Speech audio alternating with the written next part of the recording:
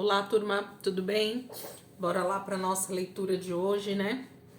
Fazendo a segunda parte do livro de Eclesiastes. Eu creio que o Senhor vai, em algum momento, nos trazer uma revelação a respeito desse livro, porque eu confesso para vocês que eu tenho dúvidas, né? Bastante dúvidas sobre esse livro, no sentido do propósito dele, né? Não do que o livro diz. O que o livro diz a gente já consegue ler e entender. Salomão está extremamente, sei lá, revoltado com a vaidade, com todo o trabalho que ele teve para construir, tudo que ele construiu, e ele vai, né, fazendo essa analogia de que tudo é vaidade.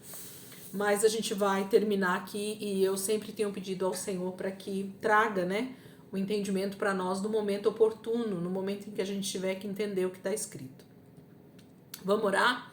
E a gente já vai começar. Jesus, muito obrigada, Pai, por esse momento. Muito obrigada por esse dia, Pai, por mais essa semana que nós já estamos caminhando nela. Quero te agradecer, Jesus, pela minha vida, por mais um dia com o fôlego de vida que o Senhor tem nos dado, pela minha saúde, pela paz que o Senhor tem colocado no nosso coração diante de tantas circunstâncias ao nosso redor. Eu quero cada dia mais, Senhor, ter gratidão ao Senhor por todos os benefícios que o Senhor tem nos dado. Eu quero ser grata, Senhor, cada dia mais por aquilo que o Senhor está fazendo na minha vida. Obrigada, Jesus. Muito obrigada, Pai, pelo teu grande amor, pela tua compaixão, Senhor, por nós. Nós te louvamos, te agradecemos em nome de Jesus. Amém. Amém, queridos? Então vamos lá, semana 26, dia 3, Eclesiastes do 7 ao 12, que é o fechamento aí do livro no capítulo 12. Então, capítulo 7 diz assim: o nome limpo vale mais que o perfume finíssimo, e o dia da morte é melhor que o dia do nascimento. É melhor estar no velório do que ir a uma festa, pois todos vão morrer um dia, e é bom pensar nisso enquanto ainda há tempo. A tristeza é melhor que a alegria, porque o rosto triste melhora o coração. É verdade, o homem sábio está na casa. É verdade, o homem sábio está na casa onde há luto, mas o tolo só quer saber de se divertir. É melhor ser corrigido por um homem sábio do que ouvir a canção dos tolos. O sorriso de um tolo some tão depressa quanto o estalo de espinhos debaixo da panela. Isso também é ilusão. A opressão transforma o sábio em tolo. O suborno corrompe o coração. Terminar algo é melhor do que começar. A paciência vale mais que o orgulho. Controle o seu gênio. Quem fica com raiva é insensato. Nunca diga, por que os dias do passado não voltam? Essa não é uma pergunta sábia. Ser sábio é tão bom quanto receber uma herança, e dela tiram proveito os que veem o sol. Sendo rico e sendo sábio, você pode conseguir quase tudo, mas a sabedoria preserva a vida de quem a possui.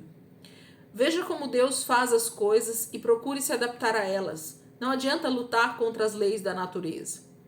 Aproveite suas riquezas enquanto pode, e quando chegarem os dias maus, pense que Deus lhe deu tanto uma coisa como a outra. Ele fez isso para todos saberem que não dá para saber o que vai acontecer amanhã. Nesta vida sem sentido, eu já vi de tudo. Um justo que morreu, apesar da sua justiça, e um perverso que teve vida longa, apesar da sua perversidade. Por isso, não se esforce muito para ser bom ou sábio demais, senão você vai acabar destruindo-se a si mesmo. Por outro lado, não seja muito mal, nem seja tolo, porque por que morrer antes da hora? Enfrente cada problema que aparecer, e se você temer a Deus, pode esperar que Ele vai abençoá-lo. Um homem sábio é mais poderoso do que uma cidade guardada por 10 valentes. E não existe um único homem na terra que seja sempre justo e que pratique o bem e nunca peque. Não dê atenção a tudo que o povo diz, senão você vai acabar ouvindo seu servo falar mal de você. Em seu coração, você sabe que também muitas vezes tem falado mal de outras pessoas. Eu me esforcei ao máximo para ser sábio e disse: vou ser sábio, mas não adiantou. A sabedoria mora muito longe e é muito difícil de ser encontrada. Procurei por toda parte, tentando achar a sabedoria e a razão de as coisas acontecerem, tentando compreender a insensatez da maldade, a loucura dessa vida tola. Descobri que muito mais amarga que a morte é a mulher que serve de laço, cujo coração é uma armadilha e cujos braços são correntes. Que Deus permita que você escape dela, mas os pecadores não conseguem fugir das armadilhas dela. Esta é a minha conclusão, diz o pregador. Depois de pesquisar em todas as partes com muito cuidado, cheguei por enquanto ao seguinte resultado. Em cada 1000 homens, há apenas um que pode ser considerado sábio, mas entre as mulheres ainda não achei nenhuma. E descobri também que, embora Deus tenha criado o homem justo, cada um preferiu cuidar da sua vida a seu modo e todos acabaram se desviando. Salomão vai sendo duro, né? Com ele mesmo, ele vai sendo duro com a humanidade, ele vai sendo duro com a maneira com que Deus lida, né, com a humanidade. Capítulo 8. Quem é como sábio? Quem sabe compreender as coisas? A sabedoria ilumina o rosto do homem e abranda o seu olhar carregado. Este é o meu conselho: obedeça ao rei, como você prometeu diante de Deus. Não se apresse em sair da presença dele, nem insista em fazer alguma coisa má, visto que o rei castiga aqueles que desobedecem às suas ordens. As ordens do rei são soberanas, e ninguém pode lhe perguntar: o que o Senhor está fazendo? Aqueles que obedecerem ao rei não serão castigados, pois o homem sábio vai achar o tempo e o modo certo de agir. Sim, há um tempo e um modo certo para cada situação, embora os sofrimentos do homem sejam um grande peso para suas costas. Já que ninguém conhece o futuro, quem pode lhe dizer o que vai acontecer? Ninguém tem poder para dominar o próprio espírito, nem para se manter vivo para sempre ou evitar o dia da sua morte. Nessa batalha não há descanso, e a maldade do homem não vai ajudá-lo a escapar do dia da morte. Pensei muito sobre o que acontece debaixo do sol, onde as pessoas têm o poder de prejudicar umas às outras. Vi homens maus serem enterrados, e seus amigos, quando voltavam do cemitério, já haviam esquecido toda a maldade que aqueles homens haviam feito. E na própria cidade onde tinham cometido tanta perversidade, eles eram elogiados. Que coisa sem sentido! Pelo fato de Deus não castigar imediatamente os pecadores, o coração do homem pensa que não há problema em fazer o mal. Mas, mesmo que um homem cometa uma centena de crimes e continue a viver, eu sei muito bem que os que abertamente respeitam e temem a Deus vão acabar em situação muito melhor. Os maus, no entanto, não terão uma vida longa e feliz, porque não temem a Deus, e os seus dias passarão depressa como sombras. Há uma coisa sem sentido na terra. Muitas vezes os justos recebem o que os perversos merecem, e os maus recebem o que os justos merecem. Isso também não faz sentido. Por isso, desfrute da vida, porque debaixo do sol não há nada melhor para o homem do que comer, beber e se alegrar. E em tudo isso, a esperança de que essas coisas boas a acompanhem durante todo o tempo em que ele se esforça no trabalho que Deus lhe der debaixo do sol. Procurando a sabedoria, observei tudo o que acontecia em toda a terra. Uma atividade contínua, dia e noite, sem parar. É claro que só Deus pode ver tudo. Ninguém é capaz de entender o que se faz debaixo do sol. Por mais que se esforce para descobrir o sentido das coisas, o homem não o encontrará. O sábio pode até dizer que consegue compreender, mas na realidade ele não entende. Ele vai fazendo essas analogias, perguntas e respostas, né? E vai seguindo com a sua tudo é ilusão, isso também é sem sentido. Ele coloca a dúvida, né, nas questões entre a justiça de Deus e a justiça dos homens. Isso tudo é tão perigoso, né? Quando a gente olha para essas palavras e coloca elas como foco da nossa vida, né? Querendo achar justiça nas coisas que muitas vezes não há explicação, né? Capítulo 9. Dediquei-me a entender tudo e cheguei à conclusão de que os homens bons e os que respeitam a Deus dependem. Ele sabe o que os espera, inclusive o amor e o ódio. O homem não sabe o que vai acontecer no seu futuro, mas isso não faz diferença. Todos partilham de um destino comum, sejam honestos ou desonestos, bons ou maus, puros ou impuros, os que oferecem sacrifício e os que não oferecem. O que acontece com o homem bom, acontece com o pecador. O que acontece com o que faz juramentos, acontece com quem não os faz. Este é o mal que há em tudo o que acontece debaixo do sol. Todos têm o mesmo destino. Isso acontece porque os homens não se preocupam em ser bons. O coração do homem está cheio de maldade, de loucura, e por fim só existe mesmo a morte. Só os vivos têm esperança. É melhor ser um cachorro vivo do que um leão morto. Os vivos sabem que vão morrer, mas os mortos não sabem nada. Para eles não haverá mais recompensa. Eles não podem se lembrar de sua vida. Para eles, o amor, o ódio e a inveja há muito já passaram. Eles já não têm nada a ver com o que acontece debaixo do sol. Portanto, coma com prazer a sua comida e beba o seu vinho alegremente, pois Deus se agrada das suas obras. Use sempre roupas de festa e unja sua cabeça com óleo. Viva feliz com a mulher que você ama todos os dias dessa vida sem sentido, que Deus lhe deu como prêmio por todo o seu trabalho debaixo do sol. Todos os seus dias sem sentido. Pois isso é tudo que você vai receber pelo seu trabalho árduo debaixo do sol. Faça bem feita qualquer coisa que você tiver de fazer. Depois da morte, para onde você vai, não se pode fazer planos, nem trabalho, lá não há conhecimento, nem sabedoria. Observei outra coisa debaixo do sol. Vi que nem sempre os mais rápidos vencem as corridas, nem sempre os mais fortes vencem na guerra. Os sábios nem sempre têm comida, os prudentes nem sempre se tornam ricos, os instruídos nem sempre se tornam famosos. Tudo depende do acaso e da ocasião. Ninguém sabe quando vai chegar a sua hora. Assim como os peixes são apanhados numa rede fatal e os pássaros num alçapão, assim também os homens podem cair na desgraça quando menos esperam. Aqui está mais uma coisa que me impressionou muito enquanto eu observava a vida humana debaixo do sol. Havia uma pequena cidade com poucos habitantes. Essa cidade foi cercada por um rei que tinha um grande exército e muitas armas. Naquela cidadezinha havia um homem sábio, mas muito pobre. Com a sua sabedoria, ele salvou a cidade. Mas depois disso, todos se esqueceram dele. Foi aí que pensei, embora a sabedoria valha mais do que a força, a sabedoria do pobre é desprezada e logo a sua opinião é esquecida. As palavras mansas de um homem sábio valem mais que os gritos de um rei que governa sobre tolos. A sabedoria é melhor que as armas de guerra, mas um só pecador pode destruir bons planos. Eita, Salomão, né? Deixando a gente aí de cabelo em pé com as suas indagações, com as suas reflexões. Capítulo 10.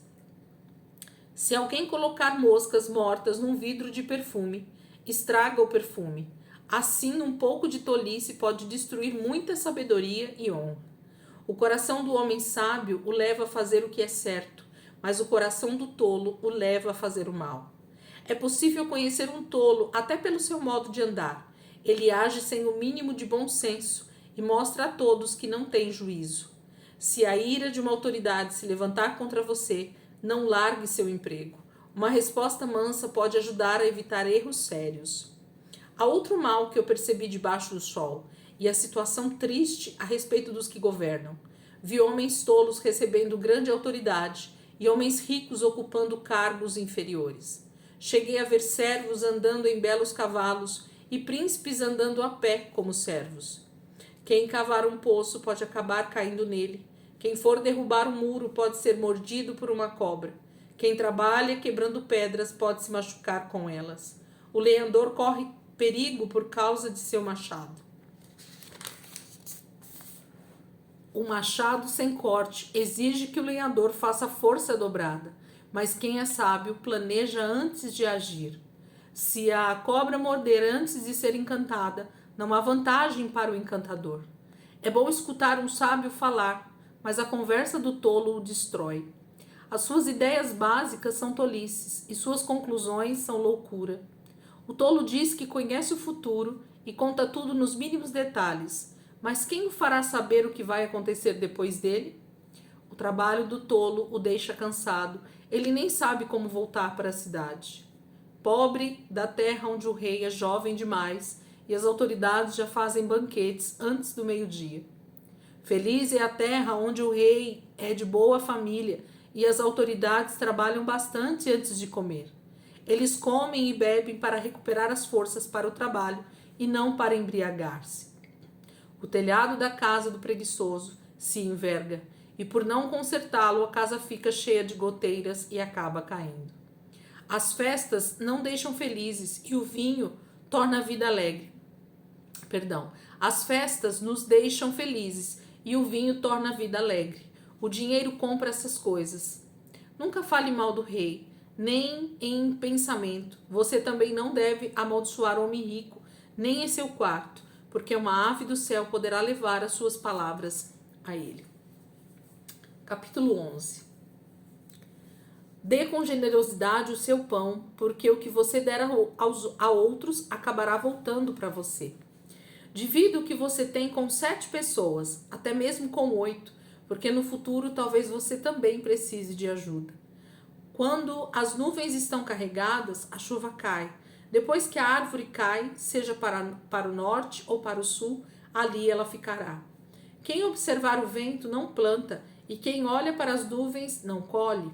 Assim como você não conhece o caminho do vento, nem sabe como a vida entra no corpo de uma criança enquanto está sendo formada no ventre da mãe. Também você não pode entender as obras de Deus, o Criador de todas as coisas. Não pare nunca de plantar suas sementes, porque você não sabe qual delas vai crescer. Se esta ou aquela, ou se ambas vão crescer. A luz é doce e é agradável aos olhos ver o sol. Alegre-se em todos os dias de sua vida. Contudo, você deve lembrar-se de que há dias de trevas, e serão muitos. Tudo o que acontece é ilusão. Jovem, alegre-se na sua mocidade. Aproveite bem a sua mocidade. Faça tudo o que tiver vontade de fazer e conhecer. Experimente tudo, mas lembre-se de uma coisa. Você vai ter de prestar contas a Deus de tudo o que fez. Não permita que nada o deixe ansioso ou faça sofrer, pois a mocidade e o vigor são passageiros. Capítulo 12. Lembre-se do seu Criador enquanto você é jovem, antes que venham os dias difíceis e cheguem os anos em que você dirá: não tenho mais alegria de viver. Os seus olhos ficarão tão fracos que não poderão perceber a luz do sol, da lua e das estrelas, e as nuvens voltarão depois da chuva. Os seus braços, que sempre o defenderam, começarão a tremer, e as suas pernas, que agora são fortes, ficarão fracas. Os seus dentes vão cair e você não poderá mastigar direito, e os seus olhos ficarão cansados e fracos. Você ficará surdo e não poderá ouvir o barulho da rua. Você vai acordar com o barulho dos pássaros, mas não ouvirá direito o moinho moendo e a música tocando. Você terá medo de lugares altos, até o caminhar será preguiçoso. Os seus cabelos ficarão brancos e você perderá o gosto pelas coisas. Então você irá para o seu lar eterno e os pranteadores o seguirão pelas ruas. Sim, lembre-se do seu Criador agora, enquanto você é jovem, antes que o fio da prata da vida seja cortado. Antes que a taça de ouro se quebre, antes que o cântaro se quebre junto à fonte e a roda se parta junto ao poço. Antes que o pó volte à terra de onde veio e o espírito volte a Deus que o deu. Tudo é uma ilusão, diz o pregador, tudo é ilusão. Mas porque era sábio, o pregador continuou ensinando aquilo que sabia ao povo. Ele reuniu muitos provérbios e ditados. Além de ser sábio, o pregador sabia ensinar. Além de ensinar o que sabia, ele o fazia de um modo agradável e verdadeiro. As palavras do homem sábio nos forçam a tomar uma atitude. Elas explicam claramente verdades muito importantes. A coleção dos seus ditos são como pregos bem fixados, vindo do único pastor. Mas, meu filho, cuidado. Há tantas opiniões diferentes que é impossível contar. Você poderia estudar essas opiniões, por toda a sua vida, ficar cansado de estudar sem chegar ao fim. Esta é a minha conclusão final. Tema a Deus e obedeça aos seus mandamentos. Isso é o resumo do que o homem deve fazer, pois Deus vai julgar tudo o que foi feito, até aquelas coisas que ninguém conhece, sejam elas boas ou más. Percebem que Salomão vai falar que é para o homem aproveitar os seus dias de juventude, né? Enquanto ele é jovem, porque enquanto ele é jovem, ele tem todo o vigor, ele tem toda a energia, ele tem tudo do que ele precisa, saúde, né? Ele tem prazer em fazer as coisas.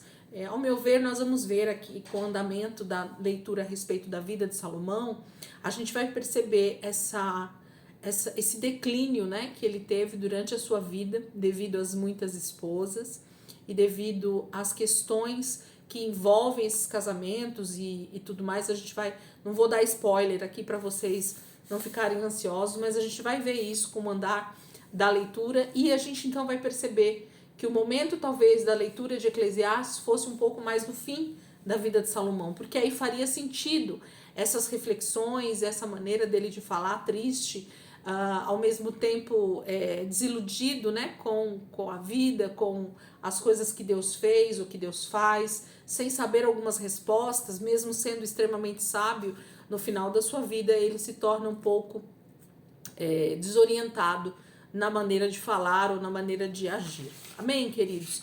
Vocês possam aí ler, não deixem nada para trás, né? Esse sempre é o meu conselho aqui. Se eu insisto com vocês até com genealogia, com contagem, né, de exércitos e da construção do templo, que dirá com um texto tão precioso como esse de Eclesiastes. Então, ainda que a gente não entenda, a gente não compreenda muito o que Salomão está dizendo aqui nesses textos, eu te aconselho a ler, né, todo o texto para que você tenha o conhecimento disso. Amém, queridos? Deus abençoe, ótimo dia aí para vocês, né? Ótima quarta-feira. Nós estamos aí já no meio da semana e Deus vai nos dar graça e sabedoria para nós continuarmos a leitura. Amanhã a gente entra novamente lá no livro de Reis e Crônicas e vamos continuar com a vida aí de Salomão, seus feitos e tudo que Deus fez através desse homem e o que Deus vai continuar fazendo em Israel, tá bom? Deus abençoe.